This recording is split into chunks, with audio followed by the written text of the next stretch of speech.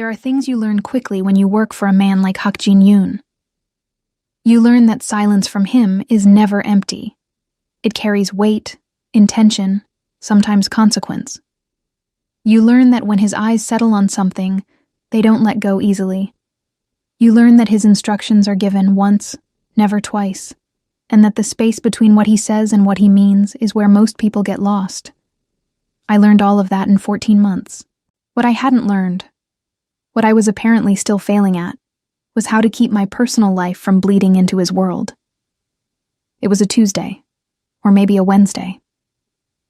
That stretch of days had a way of dissolving into each other when Hak Jin was in pre-deal negotiations, because my schedule stopped being mine the moment his became complicated. I hadn't slept properly in 4 days. My apartment in Midtown smelled like takeout containers and stress, and I was sitting on the floor of my living room at 9:30 in the evening, surrounded by printed contract drafts and an overturned box of paper clips I hadn't bothered to pick up. I looked terrible. I knew I looked terrible. My hair was in a knot that had stopped being intentional somewhere around hour 6, and I was wearing an oversized Atlanta Falcons shirt, my brother Marcus's, from years ago, with a small bleach stain near the hem that I'd never gotten around to throwing away.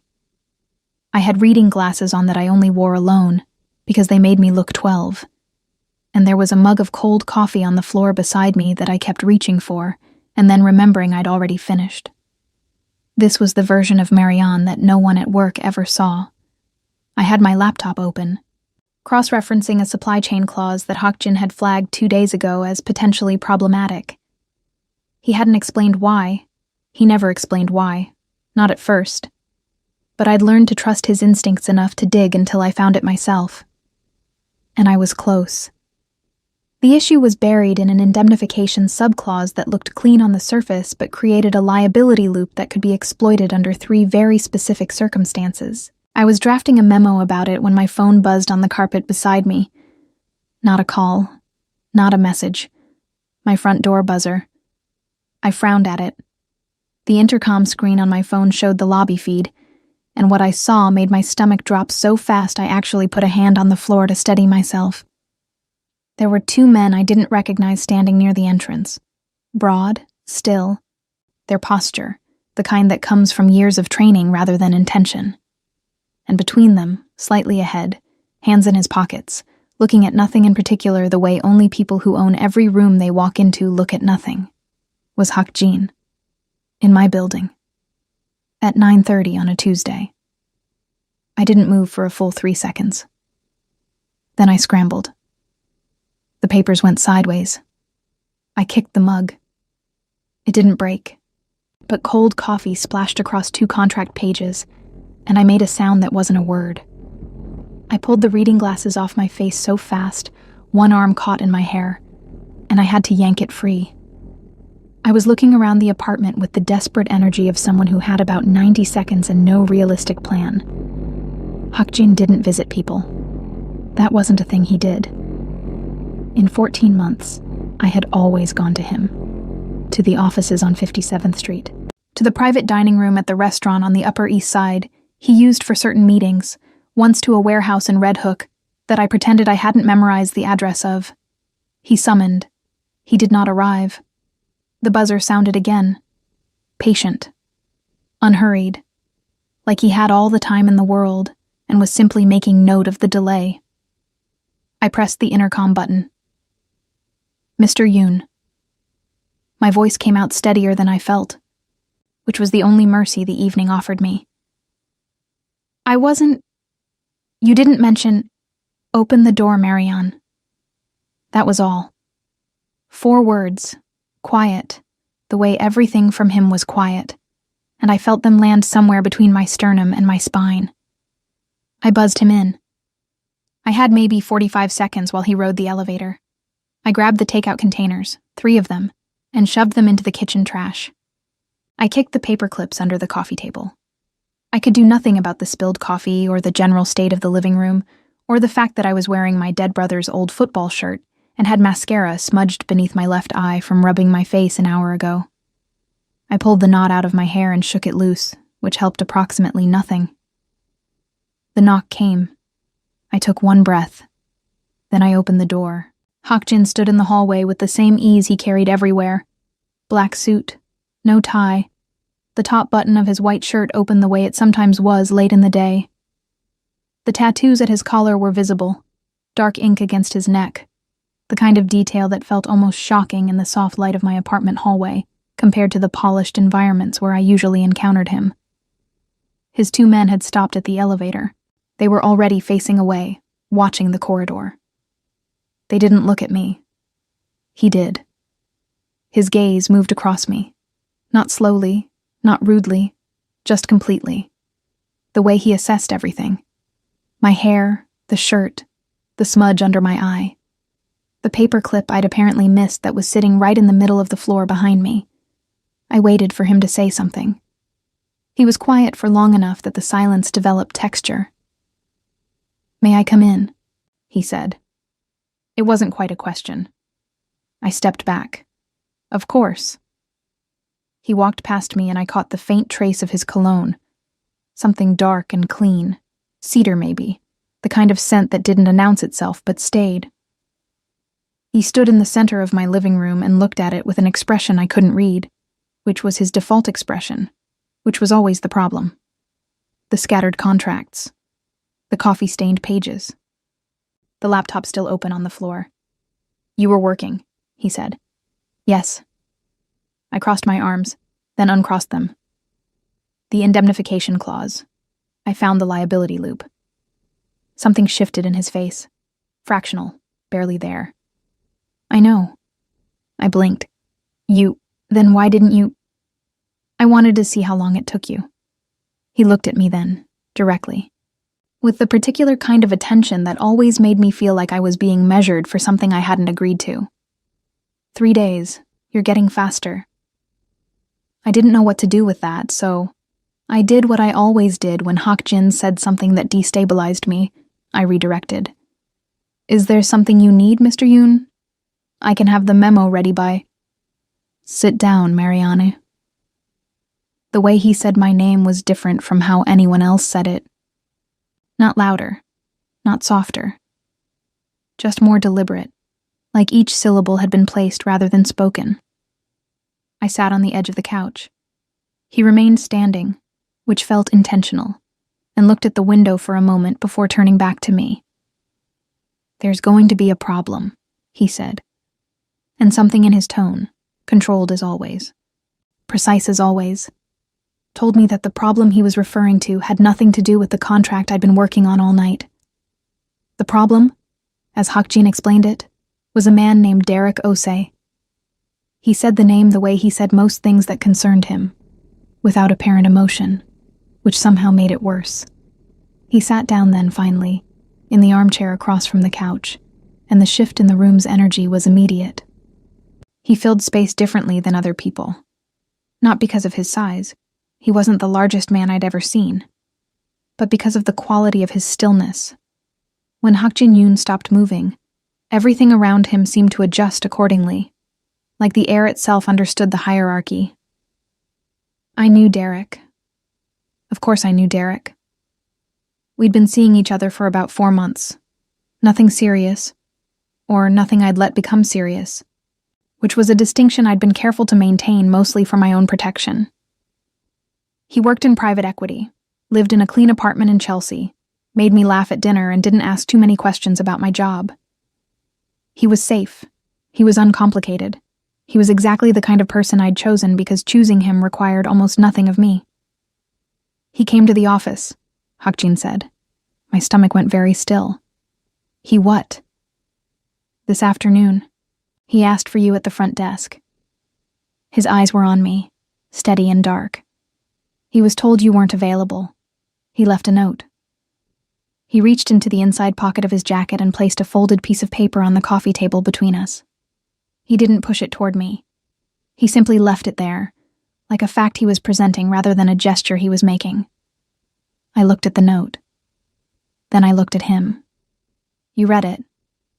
It wasn't an accusation. I wasn't sure I had the right to make it one. Hakjin's silence confirmed it without apology.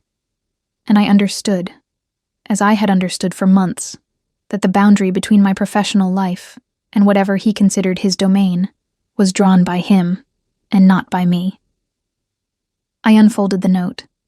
Derek's handwriting was cramped and slightly tilted to the left. Called 3 times. Heard you've been working late every night. Starting to wonder if it's actually work. We need to talk. D. I set it down. He's not a problem, I said carefully. He came to my building. Hakjin's voice didn't change. That was the thing about him. The temperature of his words never rose, which meant you couldn't track his anger by sound. You had to watch his hands, his jaw, the particular quality of his focus. Right now his hands were perfectly still on the armrests. He asked for you by name at the front desk of a location that is not publicly associated with my business interests. He knows I work for you. Not in any specific sense, but he knows you're my employer. He's probably just... He's asking questions, Marianne. The way he said it landed flat and heavy, and I finally understood that this wasn't about jealousy or inconvenience. This was about exposure. In Hakjin's world, someone asking questions near a nerve, even innocently, even stupidly, was not a small thing. I pressed my fingers against my knee to keep them from fidgeting. I'll handle it. I know you will. He looked at me for a moment longer than necessary. How long has this been going on? 4 months, approximately. You didn't mention it. It wasn't relevant to my work. Something moved through his expression then, brief and unnameable. He looked away toward the window again, at the midtown lights bleeding amber through the glass, and I watched his profile in that light, and felt something shift in the room that I didn't want to name either. No, he said. I suppose it wasn't. The silence that followed was different from his usual silences. Those I'd learned to navigate, they were functional, purposeful, spaces he used to think or to watch, or to let pressure do the work that words would have done less efficiently. This one had an edge to it that I couldn't quite locate. Like something had been said inside it that neither of us had actually said. I stood up, because sitting felt suddenly wrong. I walked to the kitchen and poured 2 glasses of water, more to have something to do with my hands than out of any real hospitality instinct. When I came back, he took the glass without comment, which was as close to thank you as Hakjin generally got. There's something else, he said. I lowered myself back onto the couch. Okay. He set the glass down on the table with deliberate care. The Lim family is in New York. They arrived yesterday. I'll need you at the reception on Friday, not as staff, as a guest. I stared at him. The Lim family was one of the most significant connections in Hakjin's network. I knew the name from documents I'd processed, from calls I'd transcribed, from the particular tension that entered every room whenever they were mentioned. They were old money and older power, with enough influence across 3 states that even Hakjin's people moved more quietly when their name came up. As a guest, I repeated. There will be a dinner at the Mandarin Oriental. 40 people, private event, curated list. He paused. I need someone beside me who can read the room without being asked to. That was what I was, I reminded myself. That was the function I served. Not just logistics and paperwork, but presence, intelligence. He'd used me in rooms before, positioned me where I could hear things he wasn't supposed to be listening for, or where my being there shifted the social geometry in ways that served him. I understood the role. I'd accepted it when I took the job, but something about the word beside stayed in my chest longer than it should have. I'll need something appropriate to wear, I said, because it was practical, and practical was the only ground I trusted. That's already handled. He said it without a flicker of hesitation, which meant he'd made that decision before he arrived tonight, before he'd even knocked on my door. He'd come here knowing what he was going to ask, and knowing what he was going to provide, and the fact that I hadn't known any of it, that I'd been sitting on my floor in a bleach-stained shirt while he'd already planned this, made something tighten behind my eyes. You came here tonight to tell me this, I said slowly. You could have called. He looked at me then, and the look lasted exactly long enough to make my pulse do something I actively chose to ignore. I could have, he agreed. He stood. The movement was smooth and unhurried, and he straightened his jacket with the automatic precision of someone who'd spent years cultivating the habit of always looking composed. His 2 men would be waiting at the elevator. There would be a car downstairs. His evening would continue in some direction I had no visibility into, toward decisions I didn't know about, in rooms I'd never see. He walked toward the door, and I followed at a distance that felt appropriate, which was its own kind of learned behavior. At the threshold, he stopped. He didn't turn around fully, just enough for me to see the angle of his jaw, the dark line of his tattoo against his collar. End it with him, Marianne. He wasn't asking. He wasn't threatening. He was stating something the way he stated everything, as a fact that simply hadn't materialized yet but would, because he'd decided it would. He left before I could answer. The door closed with a soft click, and I stood in my living room with the note still on the coffee table, and the water glass he'd touched still slightly damp on its surface. And I tried very hard to convince myself that the only reason my hands weren't quite steady was because I was tired. I almost believed it. I ended things with Derek on Thursday morning, over the phone, which I knew wasn't gracious, but which was the only way I could guarantee I wouldn't let his reasonable hurt talk me into something I'd already decided. He didn't take it badly, exactly. He took it confused, which was somehow worse. Is there someone else? He asked, and I said no, because technically that was true. And the pause that followed told me he didn't quite believe me but wasn't sure enough to push. We hung up after 6 minutes. I sat on the edge of my bed and stared at the wall for a while, not quite sad and not quite fine, existing in that flat gray space between the two that I'd gotten familiar with over the years, whenever I made a practical decision that happened to cost me something.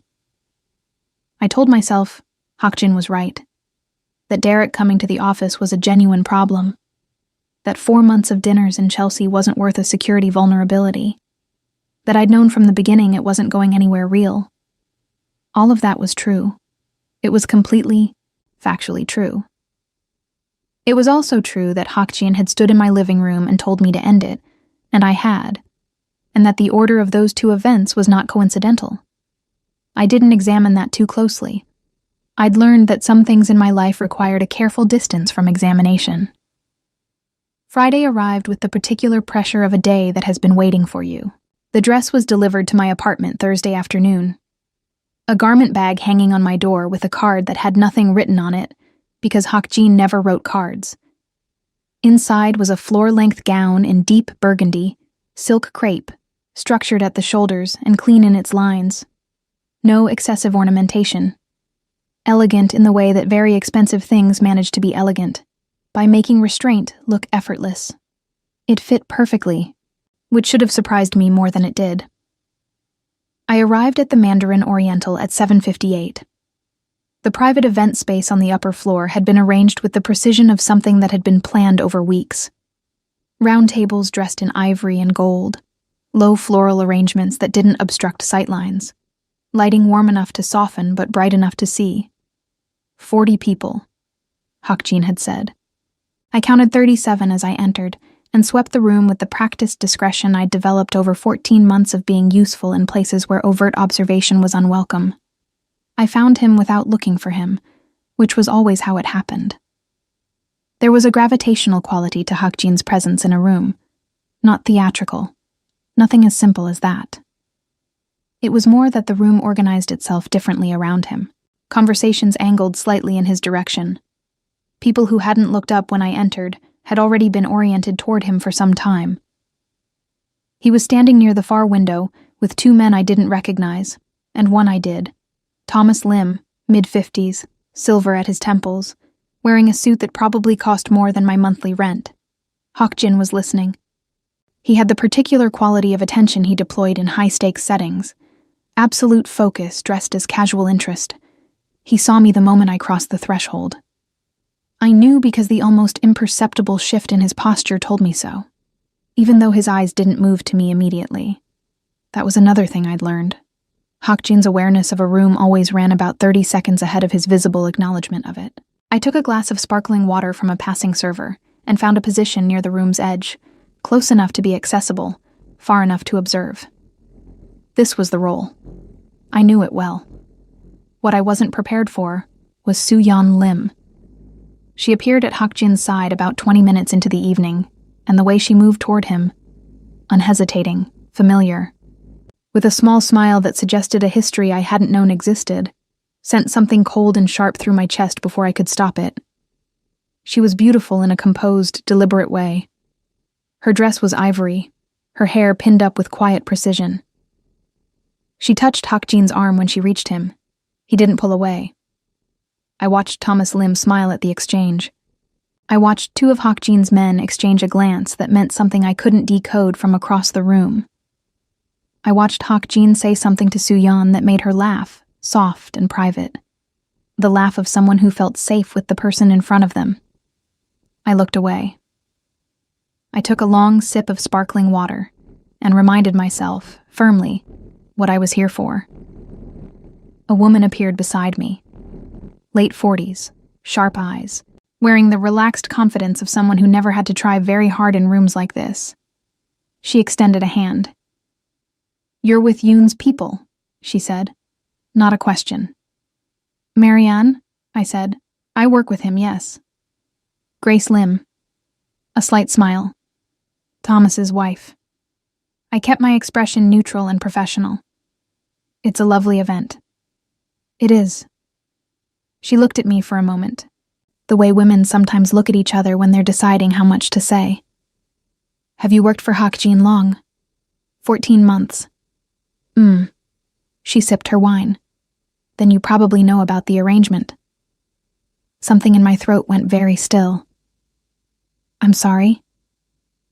Grace glanced toward where Hakjin and Soo-yeon were still standing, and something in her expression was almost sympathetic, not unkind, just honest, in the way that people who've lived in powerful families for decades sometimes dispensed honesty, like a small, uncomfortable gift.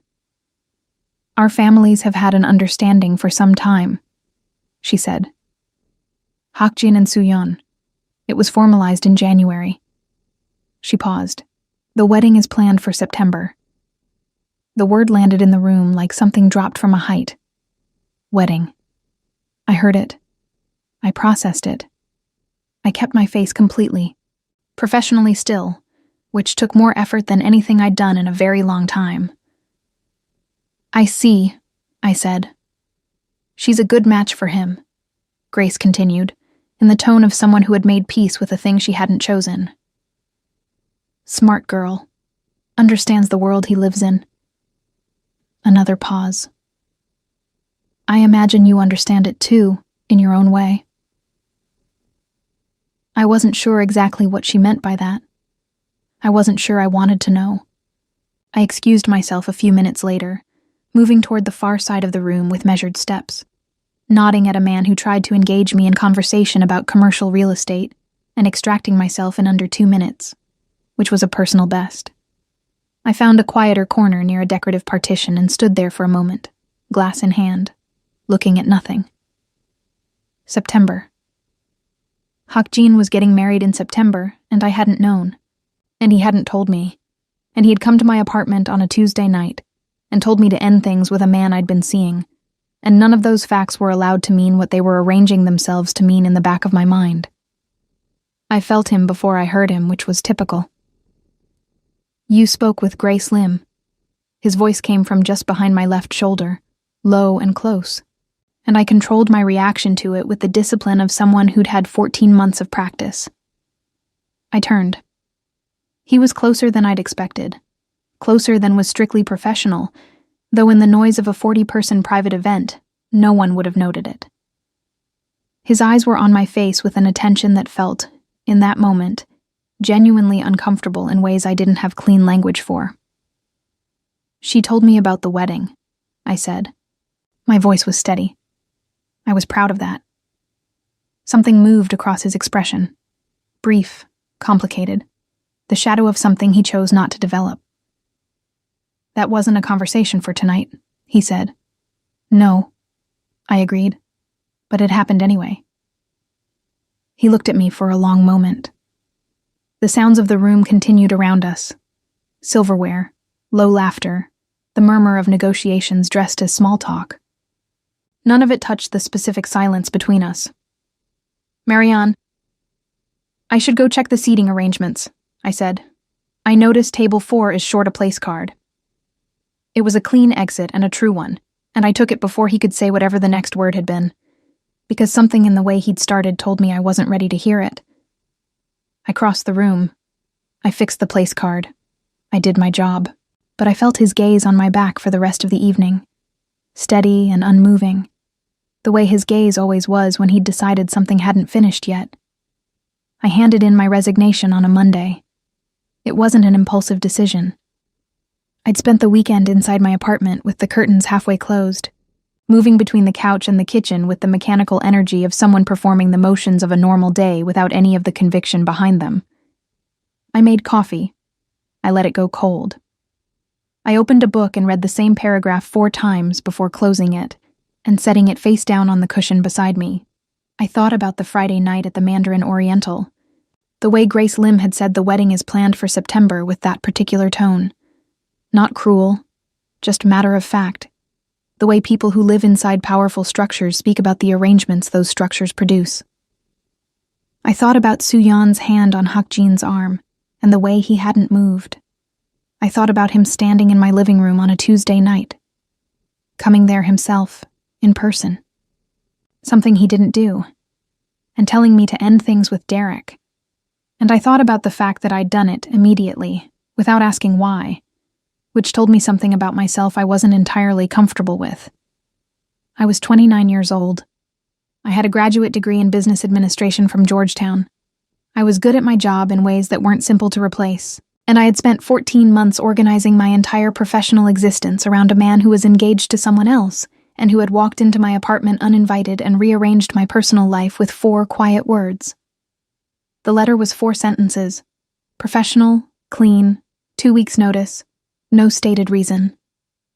I emailed it to the office manager at 6:47 on Monday morning, before I could edit the certainty out of it. By 7:15, my phone rang. Not a number I recognized, but I knew anyway. I let it ring. It rang again at 7:22, then a third time at 7:30. I put the phone face down on the kitchen counter and made toast I didn't eat. At 8:04, someone knocked on my door. Not the buzzer. The door itself, which meant someone had come up without being announced, which meant the building staff had made a decision based on who was asking that I probably couldn't argue with. I stood in the kitchen for a moment, weighing the option of simply not answering. Then I set down the toast and walked to the door, because avoiding Hak Jin-yoon was not a thing that actually worked. I'd understood that intellectually for months, but the last 72 hours had made it cellular. I opened the door. He was alone. That was the first thing I registered. No security visible in the hallway, which was unusual enough that it took me a moment to process. He was in a charcoal suit, no pocket square, and he looked like a man who had come somewhere directly without stopping first, which for Hak Jin was the equivalent of arriving disheveled. He looked at me. I looked at him. "No," he said. I blinked. "No?" The resignation. "No." I pulled the door open further and stepped back, because having this conversation in the doorway felt undignified for both of us. He came in, and I noticed he'd memorized the layout of my apartment from one previous visit, because he moved through it without hesitation, stopping in the living room and turning to face me with the same controlled presence he brought everywhere, except something was different. There was a tension in his jaw that I hadn't seen before. Subtle, but there. "You can't simply refuse my resignation," I said. My voice was steady. I'd been practicing steadiness all weekend without realizing that was what I was doing. "It's a legal document. I'm aware of what it is." "Then you understand that I gave 2 weeks' notice, which is professional and appropriate, and that at the end of those 2 weeks..." "Why?" He said it quietly, and it cut directly through the rest of my sentence. I held his gaze. Personal reasons. That's not an answer. It's the one I'm giving. He was quiet for a moment, and I watched him do the thing he sometimes did, absorb information, reorder it, decide which angle gave him the most useful approach. It was fascinating and maddening in equal measure, and I'd spent 14 months watching him do it to other people. And now he was doing it to me, and I was tired in a way that had nothing to do with sleep. The dinner, he said. Grace Lim spoke to you. Yes. What she told you was that you're getting married in September. I kept my voice even. Which is, congratulations, Hakjin. Truly, she seems like a very suitable match.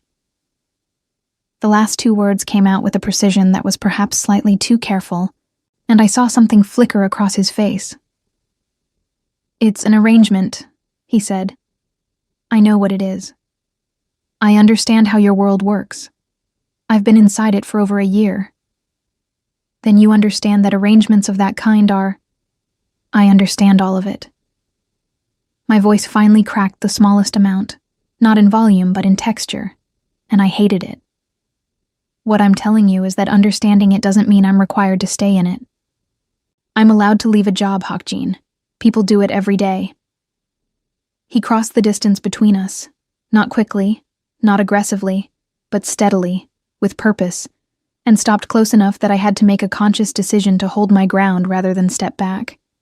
This close, I could see the details I usually kept at professional distance. The faint tension around his eyes, the way his jaw had set, the dark lines of his tattoo just above his collar. You're not leaving because of the job, he said. It wasn't a question. It was never a question with him.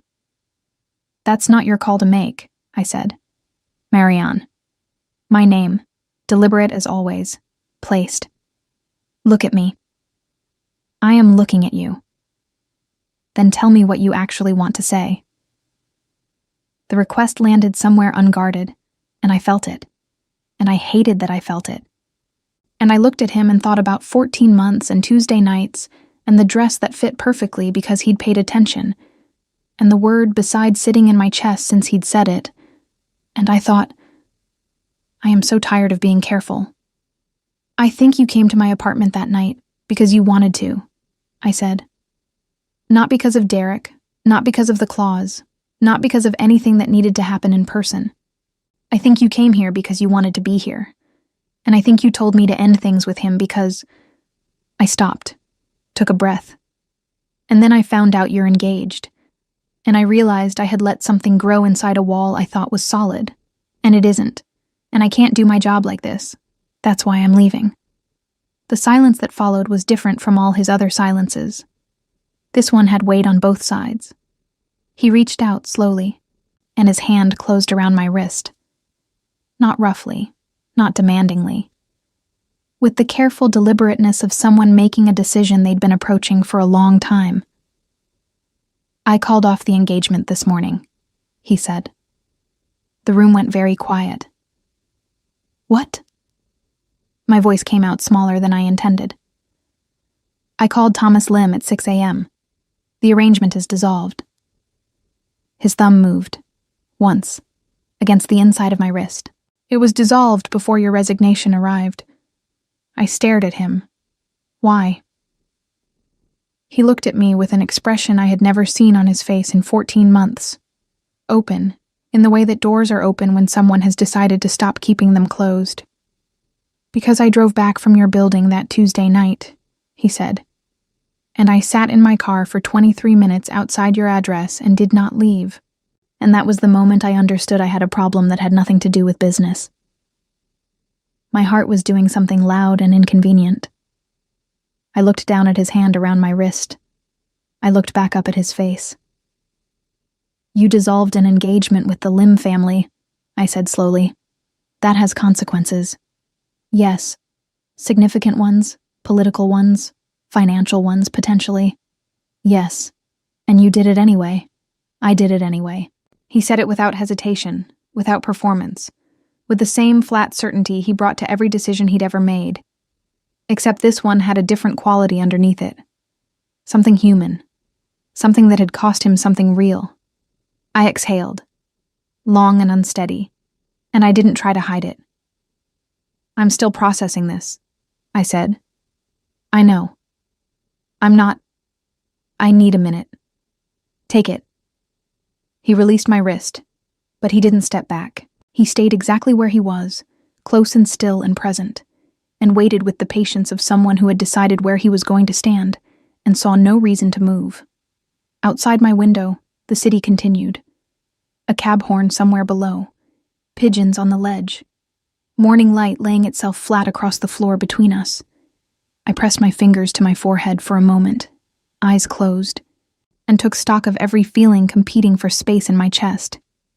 The shock, the anger still warm underneath, the cautious disbelief, and underneath all of it, like something that had been there long enough to have its own roots, something that felt terrifyingly close to relief. When I opened my eyes, he was still there. I didn't withdraw the resignation that day. Hakjin didn't ask me to, which surprised me. He stayed another 40 minutes. We sat at the kitchen table with fresh coffee, actual hot coffee this time, and talked in a way we had never talked before. Not about contracts or logistics or the careful architecture of his business world. About the job itself. About what staying would look like.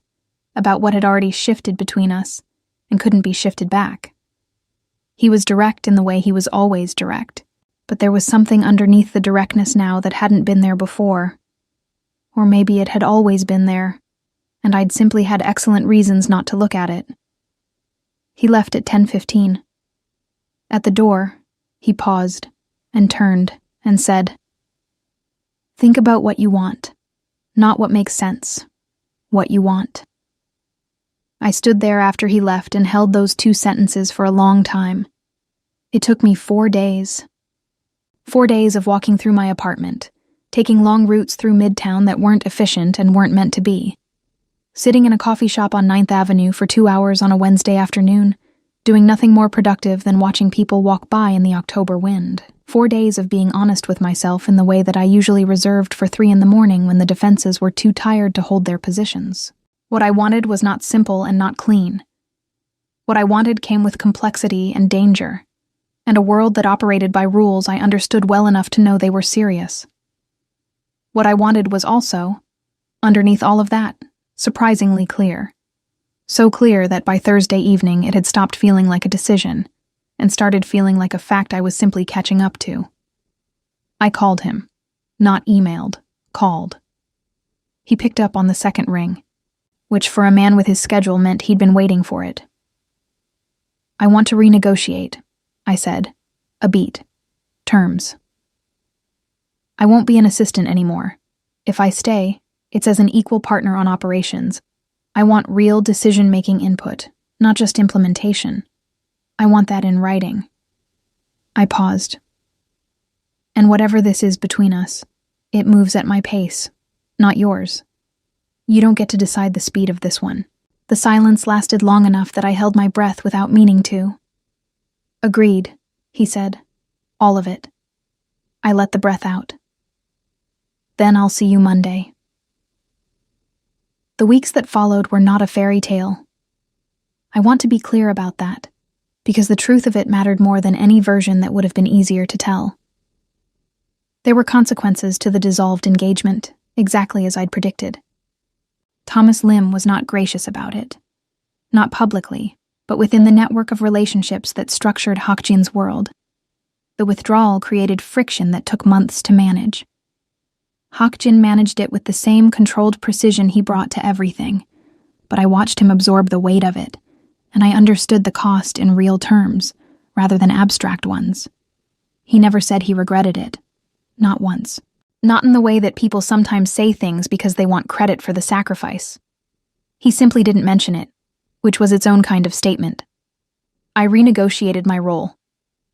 The contract took 2 weeks to finalize, because I pushed back on 3 clauses and he pushed back on 2 of mine, and we reached an agreement that neither of us found entirely comfortable, which I privately believed was the sign of a fair negotiation. I had actual authority now, real input on operational decisions, access to information I'd previously been kept adjacent to rather than inside.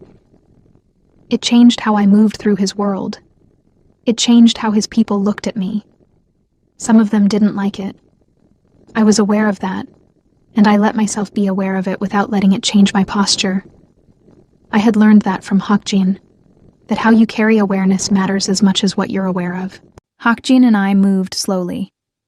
That had been my condition, and he honored it without complaint, which told me more about him than 14 months of working beside him had.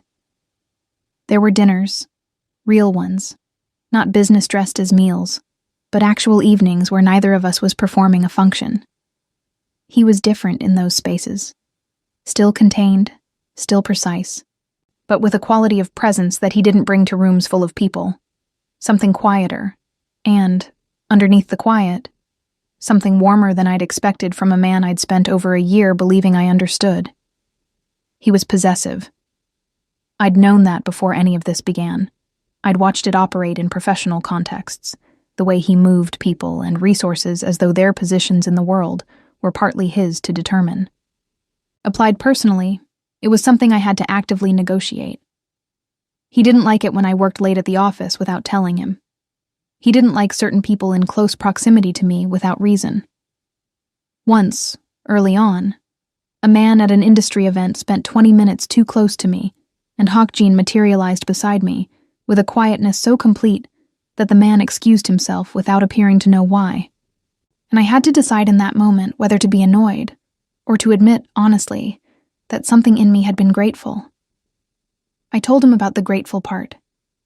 He didn't gloat. He simply looked at me for a moment with those dark, steady eyes, and said, "I know." And the fact that he knew, that he'd always been able to read me that clearly, should have been unsettling, and was instead something I was slowly making my peace with. By February, 7 months after that Tuesday night in my living room, I had stopped waiting for the other shoe to drop. That was how I measured it. Not by grand gestures, not by milestones, but by the morning I woke up in my apartment with gray winter light coming through the window and realized I wasn't bracing for anything. The job was harder now. Real input meant real responsibility. And there were days when the weight of what Hakjin's world actually contained pressed against me in ways that required honest conversations about what I could carry. We had those conversations. He listened in the way he listened to things that mattered, fully, without interruption, without immediately trying to solve. That had surprised me most of all, that he could simply sit inside a difficult truth with me without reaching to fix it into something easier. Marcus's shirt was still in my apartment, the one with the bleach stain that I'd been wearing the night Hakjin appeared at my door without warning and changed the shape of everything. I still wore it on slow Sundays, and once Hakjin saw it and asked about it, and I told him about Marcus, my older brother, the one who'd passed 4 years ago, the one whose absence had left a shape in my life I'd mostly learned to work around rather than through. He didn't say he was sorry in the reflexive way people did. He asked me what Marcus had been like, and I told him. And we sat with it together for a while, and that was the night something settled in me that I hadn't realized was still unsettled. In March, he asked me to move. Not urgently, not as a command. He'd learned where that line was, or I'd taught him, or some combination of both. He asked in the way he now asked things that were personal rather than professional, directly, but with room inside the directness for me to actually answer. I said I'd think about it. I thought about it for 11 days, which was not 4 days, which was its own kind of data point about how much harder this decision felt than the one that had come before it. On the 12th day, I said yes, not because it made perfect sense, not because every concern I had was resolved, but because I had stood in the middle of my midtown apartment and tried to picture the version of my life where I said no, and I couldn't find it. Couldn't locate it with any real conviction. It kept sliding away from me like something that had already stopped being available. I gave up my apartment on a Thursday in April. I stood in the empty living room for a few minutes before I left. The space where the couch had been, the window where midtown light came in at a certain angle in the evenings, the floor where I'd been sitting in Marcus's shirt with spilled coffee and scattered paper clips, when a man had knocked on my door and rearranged everything I thought I knew about my own life. I turned off the light, and I left. Hakjin was waiting downstairs. He was standing outside the car rather than inside it, which he didn't do, which meant he'd chosen to. And when I came out the front door of the building, he looked at me the way he sometimes looked at me now that I'd stopped pretending not to notice. And I walked toward him across the sidewalk in the April air, thinking that I still didn't know everything this life would cost me. But I knew what it felt like to be seen by someone who didn't look away. And I had decided 11 days of thinking and a 12th day of clarity. That was worth more than any version of safety I'd been keeping myself inside. He opened the car door. I got in. And for the first time in a very long time, I didn't look back.